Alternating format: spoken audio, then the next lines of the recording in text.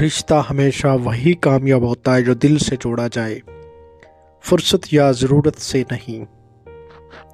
انسان کے اندر دو کمزوریاں بہت عام ہیں: بھلانے کے قابل باتوں کو یاد رکھنا اور یاد رکھنے کے قابل باتوں کو بھلا دینا۔ عورت کو سب سے زیادہ عزت قرآن پاک میں دی گئی ہے۔ کبھی بھی کسی رشتے سے کوئی امید نہیں رکھنی چاہیے۔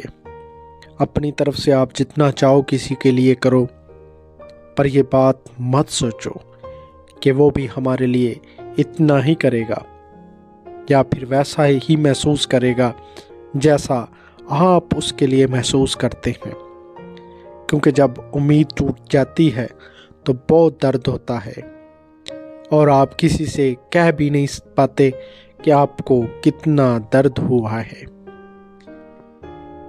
بیٹیاں اپنے باپ کی جان ہوتی ہیں۔